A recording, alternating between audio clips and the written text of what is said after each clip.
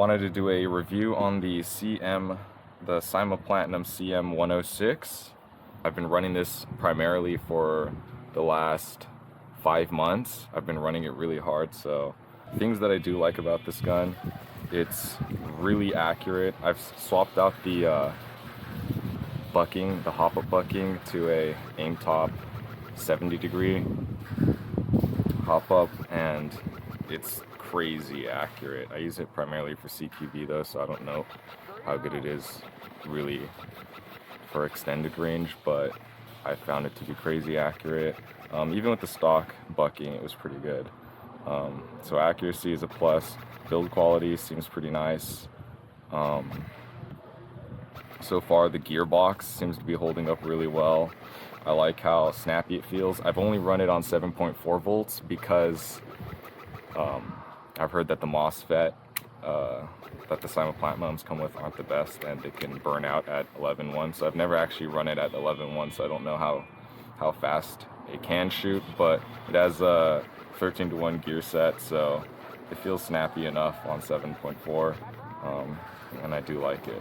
Now, some cons. I don't see a lot of people going into the cons of this gun, but there are some that have been big problems for me. Number one, the biggest problem, I actually have to get a new lower receiver.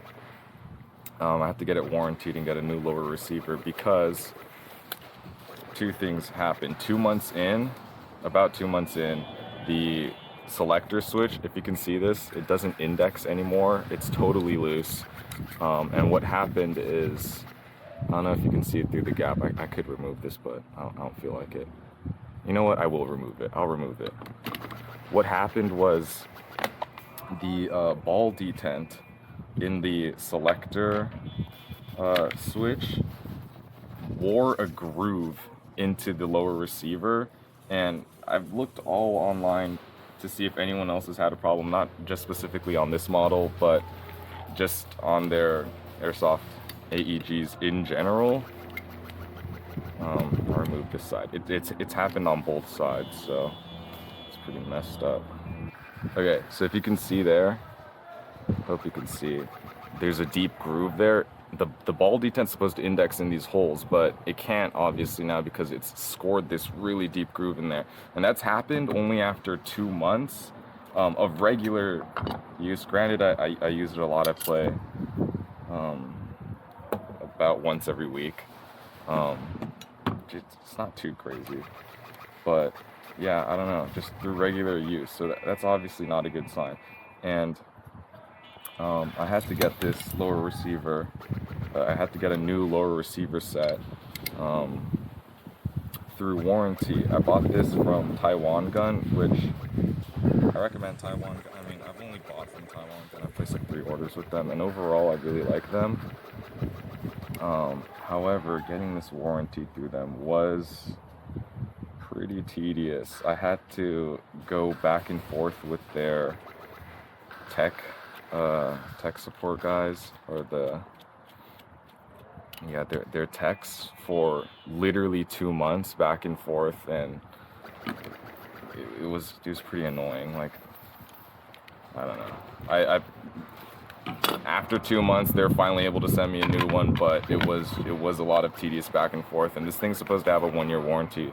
So ultimately, they did end up sending me a new lower receiver, and I was able to fix it. We'll see how long this one lasts, but not great, and I am worried that this will happen again. However, I haven't seen anyone else report anything like this on any other replica that I can tell. I don't know how common it is, but I was looking to see if anyone had low receivers that are getting scored like that. I couldn't find anything online, but who knows. So that was a big con. I hated that.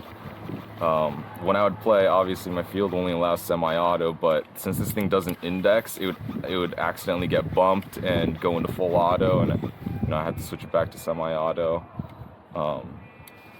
So that wasn't great. Another thing, around the same time that started happening, well, this was gradual, right? So like the selector switch, the indexing became weaker and weaker. until it just basically became totally loose like this.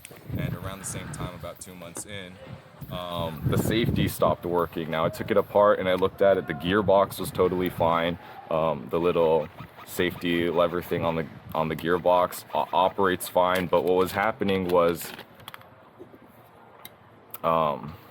they sent me a new selector plate. So this little indent here interfaces with this. I don't know if you can see that. There's a nub on this selector switch, and for whatever reason, throwing it into full auto was fine, but when it pushed the selector plate forward to put it into safe, this nub was jumping out, and you can see the wear on this one. It would jump out of the slot, and so it wasn't getting fully pressed into safe mode, and so the trigger would never fully lock up, and so I was still able to shoot semi-auto in safe. Now that was annoying. They sent me a spare selector plate, and I put in a new one. They look identical. I can't even see the wear on this, but that fixed that. So those are the two major issues I've had with this replica. The selector plate and the lower receiver. And those are, you know, I don't know, maybe I just got a fluke, but those are kind of big issues, I would say. Like having to get a new lower receiver every 2 months is kind of ridiculous. If that's the case, we'll see how long this one lasts. What else? Just replaced these a week ago after they sent me the replacement, so I'm back to fielding this gun again, which is nice. Another thing about this is the upper receiver is compatible with their M4 CM.106 series uppers, which is cool. So it's just a custom lower basically, but that also means that the where the BBs feed into the hop-up chamber is in the same spot as the normal M4. So there's actually a tube that runs from here all the way up into there, and that tube means that every time you put in a mag, you have about 10 BBs inside that tube, and every time you reload, you lose those 10 BBs. So these mags only hold 110 rounds. Realistically, you only get 100 rounds. And every airsoft gun or AEG, you lose like 3 rounds. This one you lose 10 anytime you reload. So that's something to keep in mind. Not a big deal, but you do lose more BBs than normal because of that little tube internally in there. Another thing is mags on this thing fit really loose,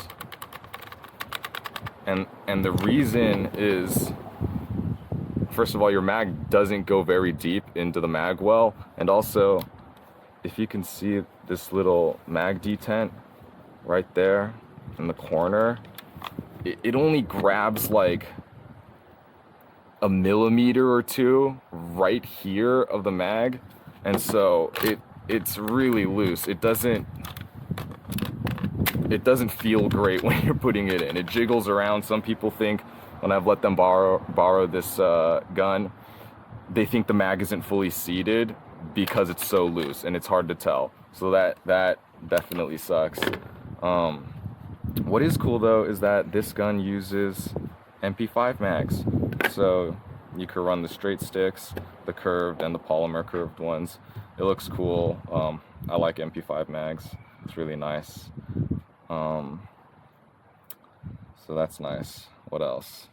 This muzzle accessory here is actually an amplifier. So this gun is really loud if you run this. So your position is given away very easily. This thing's crazy loud.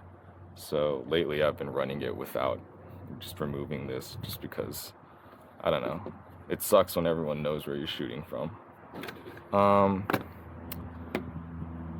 This stock here, they often show on the images online of this stock without the extension installed, and it makes this gun crazy compact, right? So this is a extension tube right here. This is where the battery goes, and then there's this cap. So I guess originally I wanted a really tiny gun, and so they show it like this, but realistically you're not fitting a battery in there without the extension. The extension's required, basically. I suppose it's possible you could run the gun crazy short if you run an external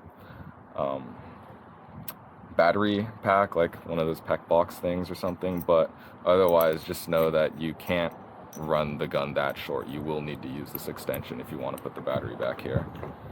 The finish on the gun, pretty nice. For some reason the finish on the buttons and the levers, you can see, wears off really easily. Not a big deal, I don't care, but something to know. I do hope to eventually put in a different MOSFET in here so that I can run it on 3S or 11.1 volts.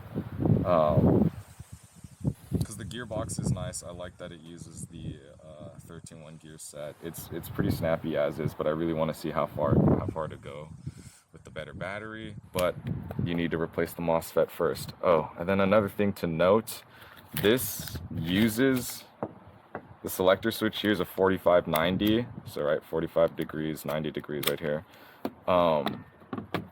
That means that the selector plate is not standard. It uses a normal V2 gearbox, but the selector plate is non-standard. You can tell that this little slot here is different. So I don't believe that there's any other selector plates that you can use. So if you're going to use a optical MOSFET, or if you're going to change out the MOSFET to where the selector thing uses an optical thing here, I think you're going to have to modify this.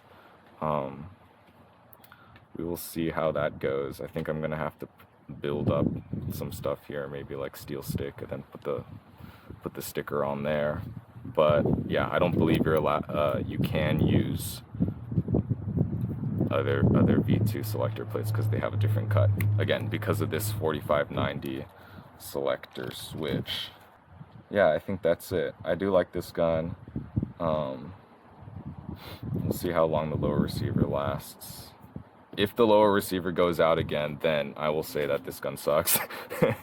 And you might want to go with just the normal M4 variants, because I heard the M4 variants are pretty good.